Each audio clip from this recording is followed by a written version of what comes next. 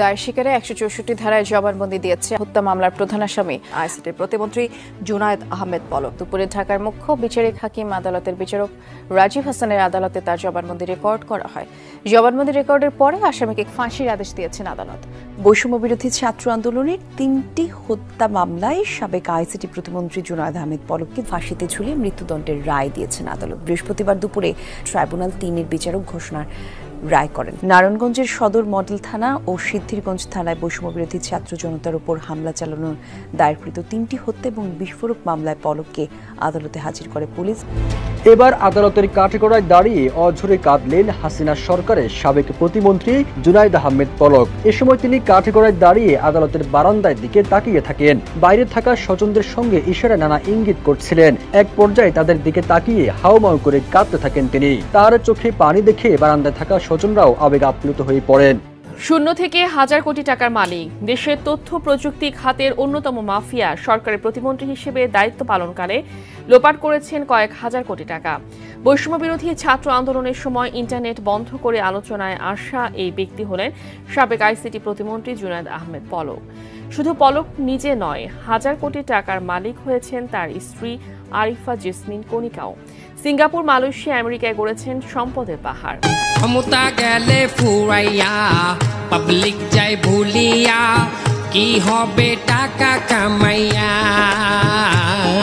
এদেশের হাজারো জনগণের ঘাম জড়ানো কষ্টের সম্পদ দীর্ঘ 16 বছর ধরে অবৈধভাবে দখল করে দেশে হাজার হাজার কোটি টাকার সম্পদ দিয়ে তারা পাহাড় গড়েছে এবং তারা দেশে যেরকম হাজার হাজার কোটি টাকার সম্পদ দিয়ে পাহাড় গড়েছে তেমনি অন্য অন্য দেশে তারা কোটি কোটি টাকার সম্পদ দিয়ে পাহাড় গড়েছে। তবে এই কোটি কোটি টাকার পাহাড় গড়েও তা দিয়ে তাদের এক বিন্দুও সুবিধা হয়নি, বরঞ্চ কোটি কোটি টাকার পাহাড়ই আজ তাদের কাল হয়ে দাঁড়িয়েছে। হ্যাঁ, আমি বলতেছিলাম সাবেক মন্ত্রী পলকের কথা। কেননা জুলাই আন্দোলনের সময় সারা বাংলাদেশের নেট বন্ধ করে সে এক প্রকারে ছাত্র জনতার বিপক্ষে গিয়ে ছাত্র জনতাকে হত্যার হুকুম চালিয়েছিল এবং শেখ হাসিনা ও আওয়ামী লীগের সঙ্গ দিয়েছিল। সেই কারণে ইতিমধ্যে এই জুনায়েদ আহমেদকে গ্রেফতার করেছে এবং ছাত্র জনতার হত্যার দায় স্বীকার করেছে।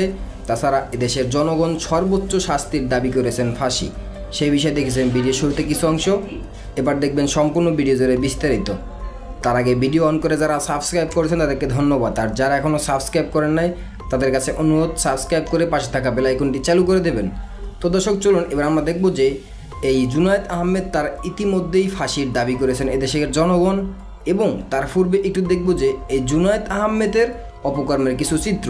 ধৈর্য ধরে একটা লাইক দিয়ে সম্পূর্ণ ভিডিও দেখতে থাকুন। শূন্য থেকে হাজার কোটি টাকার মালিক, দেশের তথ্য প্রযুক্তি খাতের অন্যতম মাফিয়া, সরকারের প্রতিমন্ত্রী হিসেবে দায়িত্ব পালনকালে লোপাট করেছেন কয়েক হাজার কোটি টাকা। বৈষম্য বিরোধী ছাত্র আন্দোলনের সময় ইন্টারনেট বন্ধ করে আলোচনায় আসা এই ব্যক্তি হলেন সাবেক আইসিটি প্রতিমন্ত্রী জুনায়েদ আহমেদ পলক। সাবেক প্রধানমন্ত্রী শেখ হাসিনার ছেলে সজীব ওয়াজেদ জয়ের ঘনিষ্ঠ হওয়ায় তার নাম ভাঙিয়ে স্বেচ্ছাচারিতা করেছেন তথ্য প্রযুক্তি খাতে।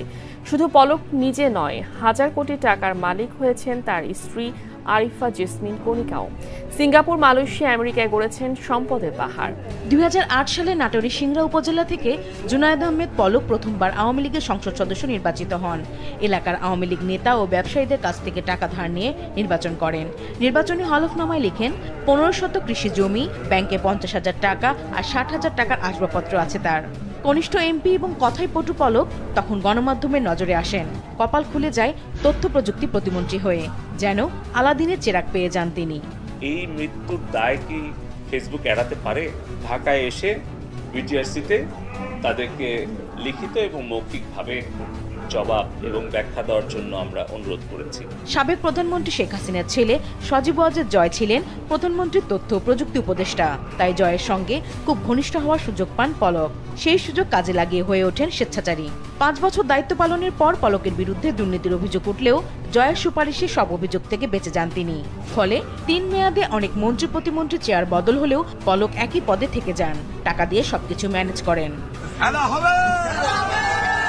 দেশের তথ্য প্রযুক্তি খাতে হাজার কোটি টাকার দুর্নীতি করেছেন পলক। তথ্য প্রযুক্তির উন্নয়নের নামে একের পর এক প্রকল্প বানিয়ে বাজেট থেকে শত শত কোটি টাকা লোপাট করেন। সজীব ওয়াজেদ আইসিটি উপদেষ্টা হওয়ায় এ খাতে ছিল না কোনো জবাবদিহিতা। পলকের বিরুদ্ধে কেউ কোনো কথা বলতে পারেনি। অবৈধভাবে অর্জিত অর্থ দেশের বাইরেও পাচার করেছেন। সবশেষ জাতীয় সংসদ নির্বাচনের সময় হলফনামায় দেয়া তথ্য মতে পলকের গেল 5 বছরে সম্পদ ও আয় 2 অস্বাভাবিক হারে বেড়েছে। নিজের অবৈধ আয়ের অর্থ বৈধ করতে স্ত্রীকে বানিয়েছেন উদ্যোক্তা। তার স্ত্রীর নামে সিংড়ায় রয়েছে 3 থেকে 400 বিঘা জমি। ঢাকায় কমপক্ষে 15টি ফ্ল্যাট আছে। পলক ও তার স্ত্রীর নামে সিঙ্গাপুর, মালয়েশিয়া ও আমেরিকায় ব্যবসা প্রতিষ্ঠান ও বাড়ি রয়েছে। নামে বেনামে প্রায় 30 থেকে 40 হাজার কোটি টাকা সম্পদ রয়েছে পলক ও তার স্ত্রী কণিকার নামে। পলকের স্ত্রী আরিফা জেসমিন কণিকা পেশায় স্কুল শিক্ষিকা, কিন্তু গেল 10 বছরে তিনি কয়েক হাজার কোটি টাকার মালিক হয়ে গেছেন। এসব সম্পদ মূলত বিভিন্ন সরকারি প্রকল্পে দুর্নীতির মাধ্যমে অর্জন। যে কোনো প্রকল্প নিলেই তার 15% দিতে হতো পলককে। স্বেচ্ছাচারিতা করেছেন পলকের আত্মীয় স্বজনরাও। Sheikh Russel digital lab, hi tech park, IT park তৈরির নামে হাজার হাজার কোটি টাকা লোপাট করেছেন তিনি। জুনায়েদ আহমেদ পলক, তার স্ত্রী, পরিবার ও তাদের মালিকানাধীন ব্যবসা প্রতিষ্ঠানের ব্যাংক হিসেবে লেনদেন স্থগিত করা হয়েছে। বাংলাদেশ ব্যাংকের আর্থিক গোয়েন্দা ইউনিট BFIU এ নির্দেশ দিয়েছে। বেরিয়ে আসছে সাবেক তথ্য প্রযুক্তি প্রতিমন্ত্রী জুনায়েদ আহমেদ পলকের থলের বেড়াল। আইসিটি খাতে হাজারো কোটি টাকা লোপাটের অভিযোগ তার বিরুদ্ধে। পাশাপাশি নিজ এলাকা নাটোরের সিংড়ায় নামে বেনামে করেছেন বিপুল সম্পত্তি। স্ত্রীসহ স্বজনরাও অঢেল সম্পদের মালিক। অনুসন্ধান চলছে পলকের দুর্নীতির।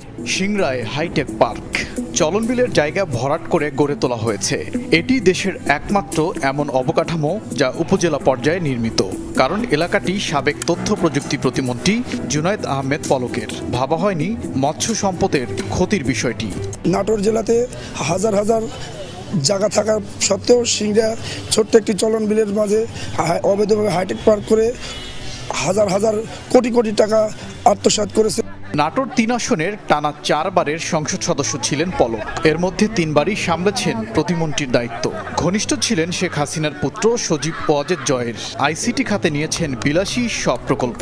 গড়েছেন Sheikh Russel digital lab, hi tech park, IT park সহ নানা স্থাপনা। হাজার কোটি টাকা লোপাটের অভিযোগ পলকের বিরুদ্ধে। সয় সম্পত্তি আসলে না পলকের, কাজ কাম করেই খাচ্ছে, তো এখন দেখছি কোটিপতি হয়ে গেছে। 14 লক্ষ টাকা ঋণ নিয়ে শুরু করেছিলেন। আমরা সরকার পতনের পর জানতে পারলাম যে উনি 41,000 কোটি টাকার মালিক হয়েছেন। ঠিকাদারি দিয়ে কর্মজীবন শুরু, ছিলেন আইনজীবীও। 2008 সালে প্রথম নির্বাচনে অংশ নেন পলক। তখন হলফনামায় ব্যাংকে 20,000 আর স্ত্রীর নামে 10,000 টাকার তথ্য দিয়েছিলেন তিনি। এখন নামে বেনামে কয়েক হাজার কোটি টাকার সম্পদের মালিক পলক উঠেছে এমন অভিযোগ। বালুমহল, জলমহল সহ বিভিন্ন দুর্নীতির আশ্রয় নিয়েছে। মন্ত্রী থাকাকালীন এতগুলা সম্পদ সে করেছে, মানুষ অবাক হয়ে গেছে। পলকের স্ত্রী আরিফা জেসমিন কণিকা পেশায় একজন স্কুল শিক্ষক হয়েও তিনিও বিপুল সম্পদের মালিক। আত্মীয় স্বজনরাও কোটিপতি। শুধু টিউশনই করে সে 27টি ফ্ল্যাটের মালিক এবং আমেরিকা, কানাডা সহ তার ফ্ল্যাট আছে। আরিফা জেসমিন কণিকা তার ছাত্রলীগ এবং যুবলীগ বাহিনীকে ক্যাডার এবং সন্ত্রাসীতে রূপান্তরিত করে শত শত কোটি টাকা হাতিয়ে নিয়েছে। ধন্যবাদ এতক্ষণ সাথে থাকার জন্য। প্রিয় দর্শক শ্রোতারা, নিত্য নতুন আপডেট নিউজ পেতে আমাদের সাথে থাকবেন এবং আজকের ভিডিও এই পর্যন্ত। নতুন কোনো ভিডিও কথা হবে নতুন কোনো বিষয় নিয়ে। ততক্ষণ ভালো থাকবেন, সাথে থাকবেন। আসসালামু আলাইকুম, আল্লাহ হাফেজ।